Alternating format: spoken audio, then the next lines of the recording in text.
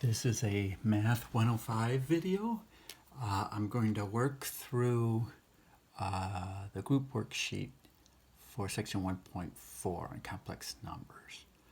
Again, remember, these are worksheets that when I do a face-to-face class, I usually do in class. So I'm just providing them here for practice.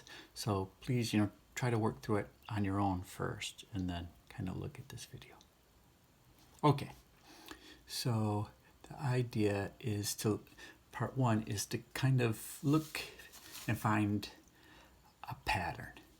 So if I'm going to use the fact that I squared is minus 1, then if I multiply here, the idea is to use the distributive property. Some people like to use what's called FOIL. I want to show a way that I do it called the sort of the box, which is similar to lattice multiplication. Keep in mind, it's really just a distributive property. It's a graphic organizer for the distributive property. So I've got 1 minus a negative 1, or 1 plus a negative I times 1 plus I. That gives me 4 partial products. So 1 times 1 is 1. 1 times I is I. Minus I times 1 is minus I. And minus I times I. So that's kind of the key thing here. Let's do that to the side. Minus I times I. Well, that's minus I squared. But I squared is negative 1. So that's minus negative 1, which is actually positive 1. Okay, so this is just positive 1. Important thing to note here is that I and minus I cancel.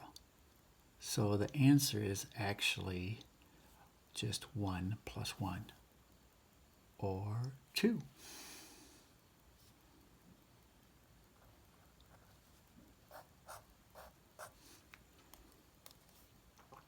Okay, let's try this for part B. Again, let's use one of these graphic organizers. So I've got, let's see, minus 2 plus I and minus 2 minus I.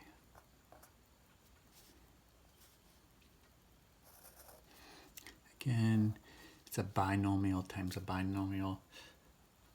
Well, these don't have any unknowns, but I think of it that way. So I get 4 partial products. Minus 2 times minus 2 is positive 4. Minus 2 times I is minus 2I. Minus I times minus 2 is positive 2I. And then I have the same thing here. I have minus I times I, which we know now is 1. And again, these two terms cancel off, so the answer is 4 plus 1, or 5. Oh, so I should have remembered that this equals 1 plus 1, which equals 2. This equals 4 plus 1, which equals 5.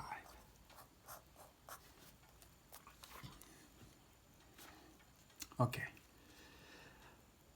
It's interesting in A and B. Notice the answer doesn't have an I in it. The answer is just a real number. In fact, it's a non-negative real number, and that's always going to be the case. We'll see there in part D. Okay, part C, let's try it one more time. Again, I'm going to use this box.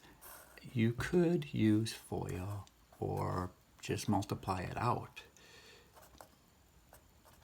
I just like this as a graphic organizer.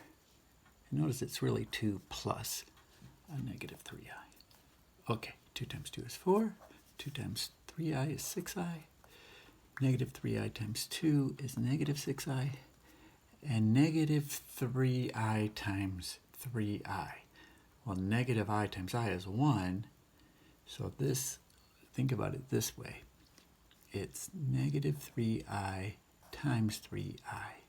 I can rearrange stuff because of the commutative and associative laws. So I can change that to just 3 times 3, or 3 squared, and then it's minus I times I.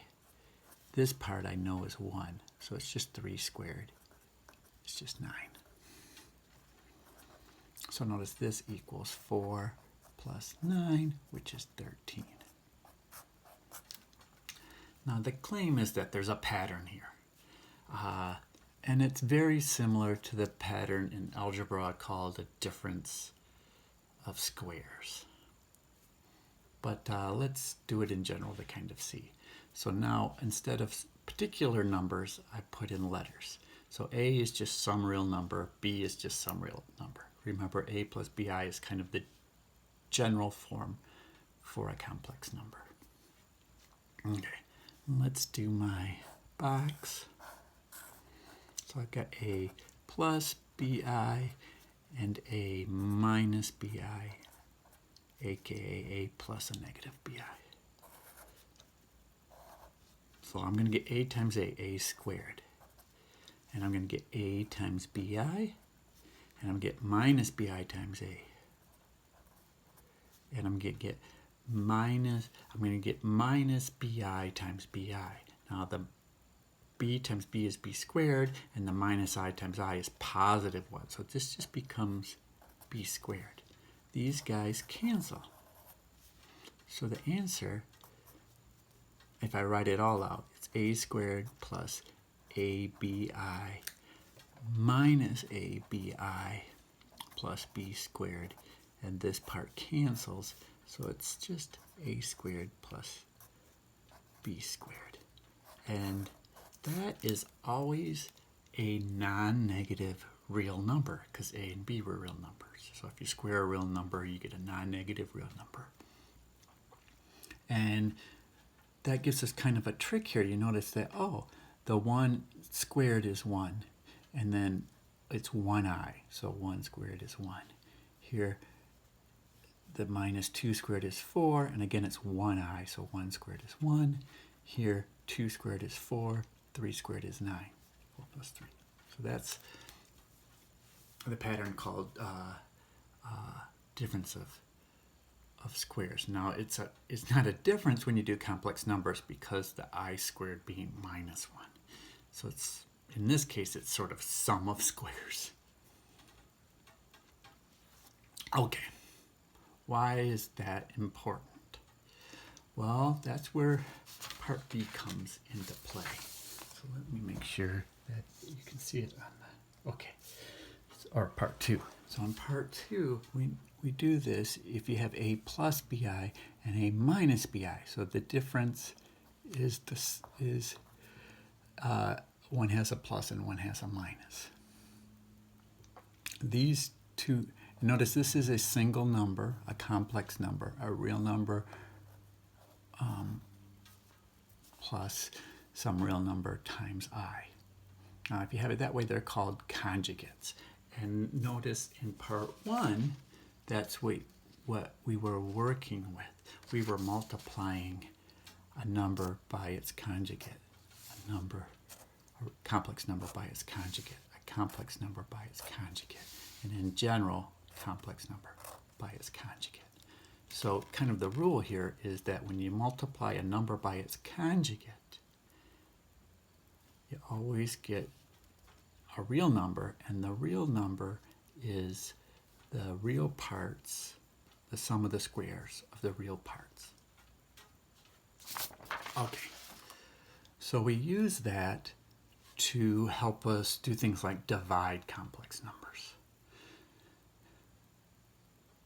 Okay, for example, here's the example. 1 minus I divided by 2 plus I. How do you do that? First, write it as a fraction. Division can be rewritten as a fraction.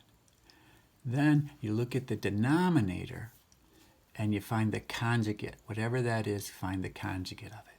And then you multiply top and bottom by the conjugate. Why can we multiply top and bottom by the conjugate and still get the equals? That's because this part here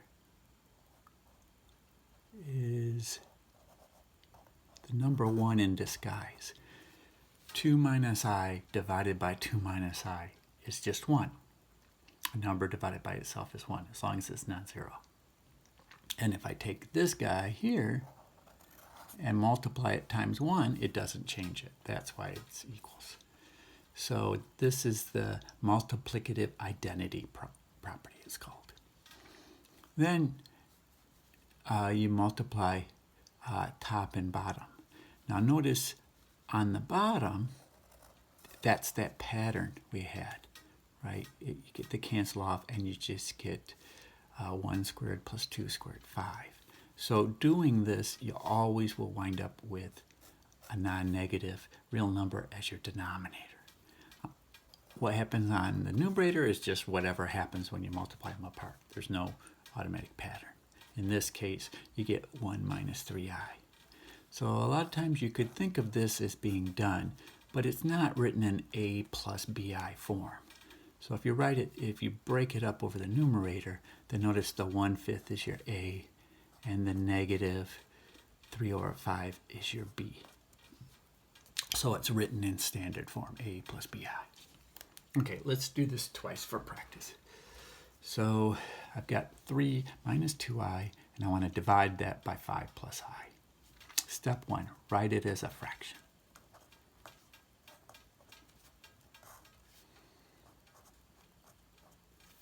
Okay, step 2, multiply top and bottom by the conjugate of the denominator.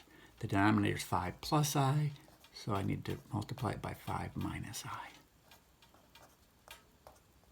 That keeps the equals because I'm really just multiplying by 1. Now, in the numerator and denominator, do the multiplication. But we have a shortcut for the denominator because this is a number multiplied by its conjugate. The answer is going to be 5 squared plus 1 squared. Right, because it's 5 and it's 1i. The coefficient in front of I is 1. So this bottom's just going to be 26. What happens on the top? Well, we've got to figure it out. Either use FOIL or use my box. Let's kind of think through FOIL. First, it would be 3 times 5, that's 15. Outside, that would be 3 times negative I, that's negative 3i. Inside, that would be negative 2i times 5, negative 10i. And last is where you have to be careful because you have to use the fact that it's I squared. So if you want to do this in 2 steps, do the first step where you just multiply the I squared. So minus 2 times minus 1 is plus 2I squared. Okay, and now on the bottom, I've got 25 plus 1, 26. On the top, I've got 15, negative 3i minus 10i is negative 13i. And this, I squared is negative 1, so it's minus 2.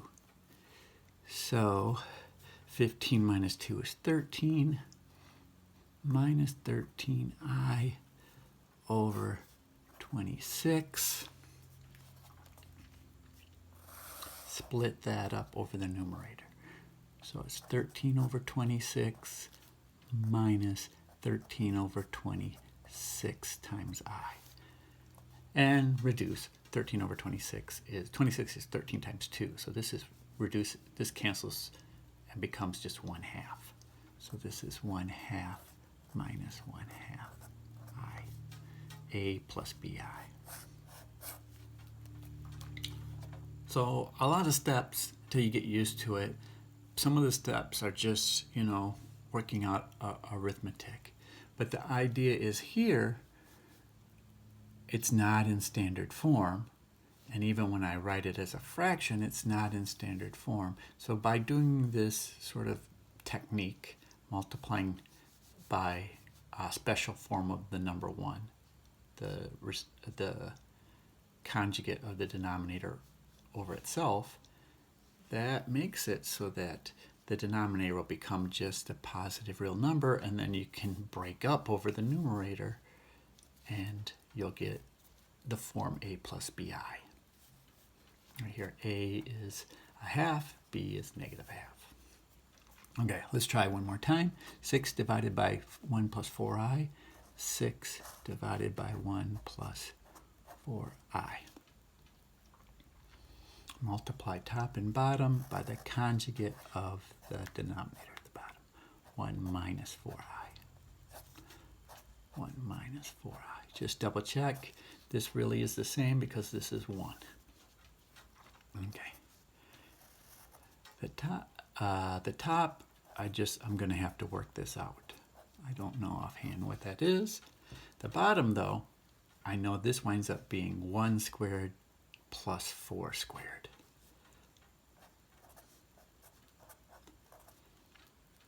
Okay. 1 squared plus 4 squared. 4 squared is 16, so we get 17. On the top, I don't have to do FOIL because this is just 6. I just distribute. 6 times 1 is 6. 6 times minus 4i is minus 24i.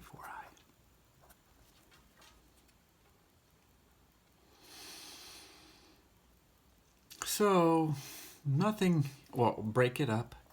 So I get 6 over 17 minus 24 over 17i.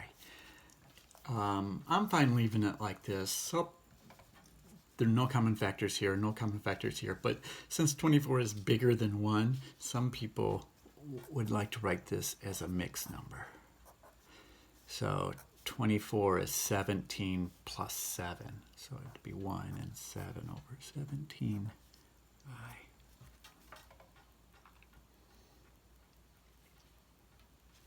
So this is completely, reduced and simplified. Okay, so hopefully that helps you with the pattern and then dividing complex numbers.